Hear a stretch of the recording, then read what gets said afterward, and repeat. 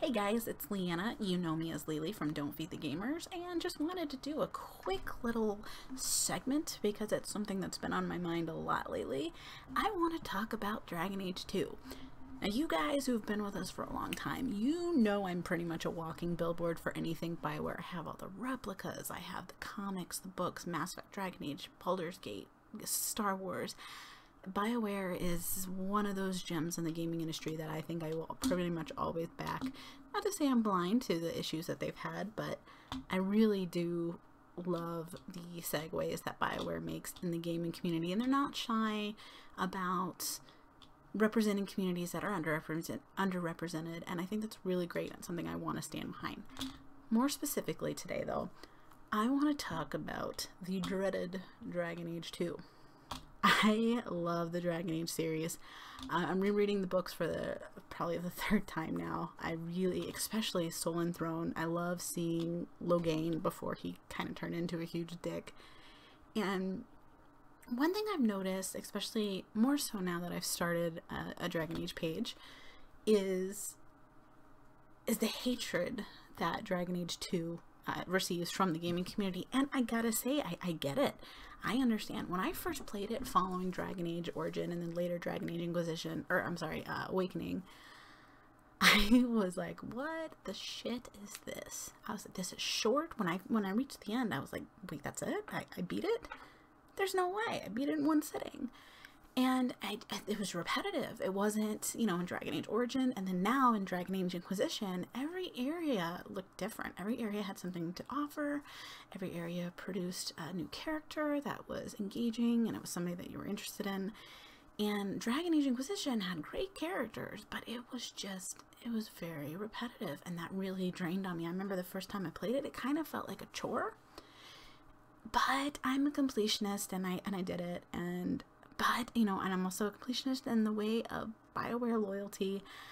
I knew there was a bunch of romance options, and I knew there was an expansion with Sebastian Vale, and so the inner fangirl in me had to explore. I wanted to see everything this series had to offer, desperately waiting for a new Dragon Age game to be announced. And I gotta say, it was one of those series that every time I replayed Dragon Age 2, I noticed something about it that I didn't notice before.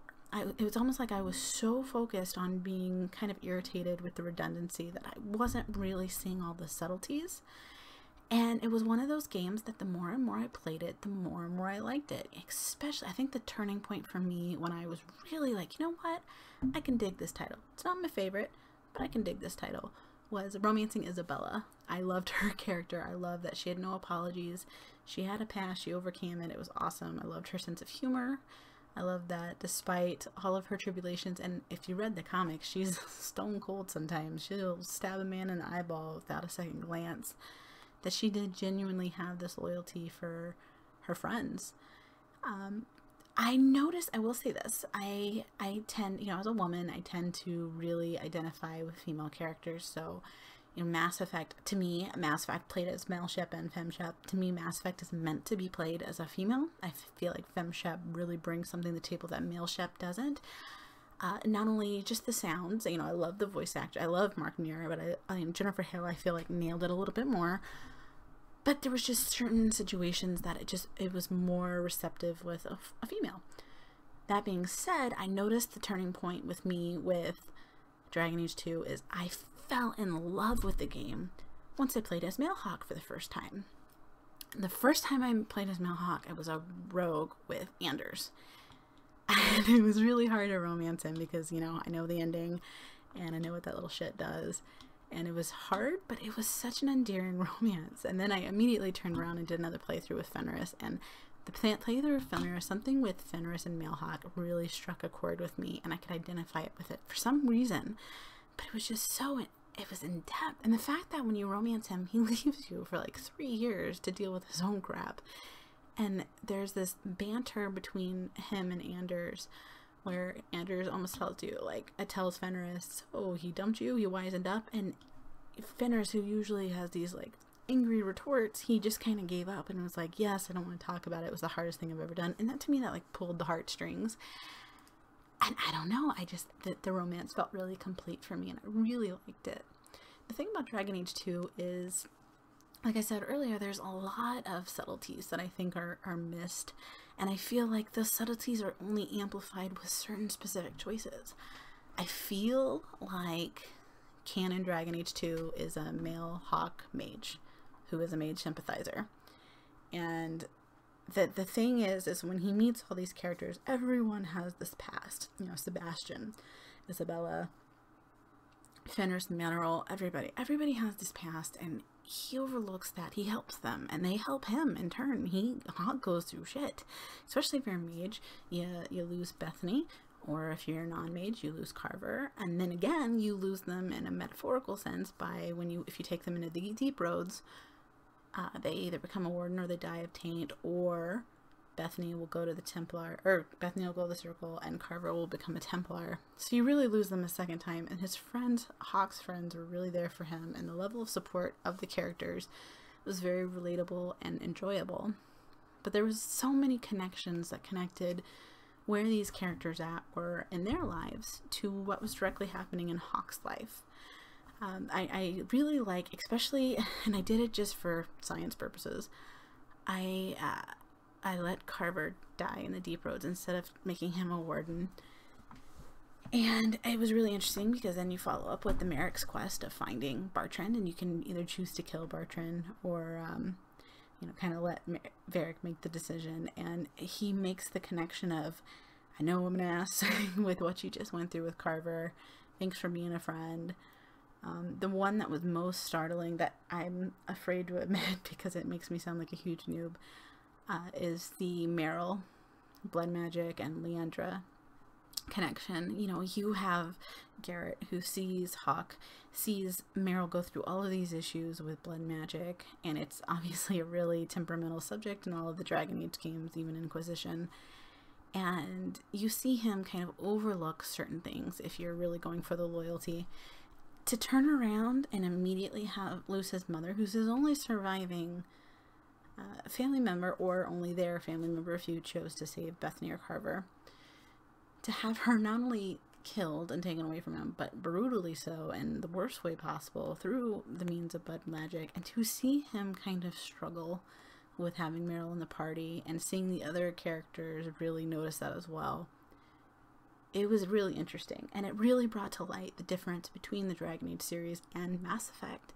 With Mass Effect, it's very clear-cut. Yeah, you can do Paragade, but they really do things to make sure you don't do that too much, because they want you to pick a side. They want you to be the good Paragon champion of the universe, or they want you to be the renegade, ruthless badass who will do anything to get what they need done. And if you do the Paragade often, you lose the points. So you really miss out on a lot of opportunities. One being when Miranda and Jack have that fight, you can choose to stay neutral and you don't lose either one of their loyalties, versus if you don't, you're going to lose one of them because you're forced to choose sides. Another huge one that can actually result in Tally's suicide is the bartering the peace between the Geth and the Quarians before it's too late, before the Quarians are completely lost. It's crazy. That being said, Dragon Age doesn't have that. Dragon Age's appeal comes from the gray areas. There's 1,001 reasons to support the Templars, and there's 1,002 reasons to not support the Templars, and vice versa. There's 1,001 reasons to support the mages, but then there's 1,002 to not support them. Each one has these great goals and these plights that you want to relate to, but at the same time, there's the dangers you can't ignore, and the missteps, and it's just one giant gray area, which I like because it really challenges you as the player to see your foothold in the game. I don't know, the more and more I play it, I'm sad to see all the hate for Dragon Age 2, and I'm also sad that I was one of those people. I was very loud about my distaste for the game. Not as bad as some people, like Byra even got death threats over it. That was not that bad. But I did not enjoy it, and I did not understand the people that did enjoy it. It just was beyond my perception. But it grew on me, and eventually it came to a point where I love it. And each one of it is funny. On one of the pages, somebody asked me what my favorite games were in ranking with the Dragon Age series, and it was I thought in my head I was ranking them successfully, and it turns out I pretty much said all three of them were my favorite for a different reason. I really love the open worldness of Origins and Awakening. I love the characters. I love the diversity. Versus, you know, Dragon Age 2, it was really heavy with the character involvement. I loved the characters. I felt for the characters. I felt for Anders. I felt for Fenris. When Fenris had to be confronted with Daenerys, I made my stomach curl. I felt for those characters. And then another thing I love about Dragon Age is Dragon Age Inquisition is they make the you know, Iron Bull makes the notification or notices female armor. Like, I'm glad you're wearing actual female armor versus like, skipping around in like a bathing suit. And Krem having a transgender being represented in the games is really cool, because reading the comics, there is a transgender male to female May, and she's a magister in the Tevinter Imperium, and she's such a badass character, holds her own by far. Fantastic. I loved her. And I really like how they handled it. And Dragon Age Inquisition, so many different endings. I'm on playthrough, I just wrapped up actually playthrough number 8, and all of them have been very different, and I've enjoyed them all in equal measure. I did my first male playthrough, playthrough number 6, as an elven rogue, dual weaponry, romance Dorian. And that was my favorite. Again, I found myself kind of going against what I usually do with liking the female protagonist. Is I feel like the Dragon Age series, the later Dragon Age 2 and Dragon Age Inquisition, kind of cater more toward the male Inquisitor. Just some parts of the game just fit better with a male Inquisitor. And I loved romancing Dorian, the little fucking cutie pie. I loved him so much. He was my favorite. So as I went into another male playthrough to romance Cassandra, it was really hard not to romance Dorian. Like, I had to physically stop talking to him for a little bit, because I was like, no, the temptation's there. I'm gonna do it. I'm gonna fall back in old habits. But I don't know. And this isn't an official podcast. This is just kind of late night musings. It's 3 o'clock in the morning here in Chicago. And it was just something that I was thinking about and wanted to talk about. And I don't know, I give props to BioWare where it's due. I really think they did a really good job with all of their series. Fantastic Mass Effect series, which will always have a place in my heart, and really got me through some rough times. And Dragon Age, which is just magical. And if you haven't checked out the comic books, there are multiple comic books, or the books themselves. Do it. You're missing out. They really bridge the gap between games. And they have some really cool prehistory. You know, you see Alistair's dad, Merrick, and his budding friendship with Loghain, and it's really cool because it puts some unique perspective on the first game. It's cool. I definitely recommend it if you are a fan of Dragon Age, and maybe if you didn't get put off by all my ramblings and stupid fangirling, try Dragon Age 2 again and do it with an open mind. Go into it as it's not a Dragon Age game. That's what I kind of noticed I had to do. Instead of being like, oh, I'm continuing my adventure from Origins. No, it's a standalone Dragon Age game. It just happens to have some mentions of Dragon Age Origins. But think of it as a standalone. Go into it knowing that the places are pretty redundant, and just focus on the character development. I feel like if you focus more on the characters than the environment, you'll see a unique experience with it that maybe you didn't notice before.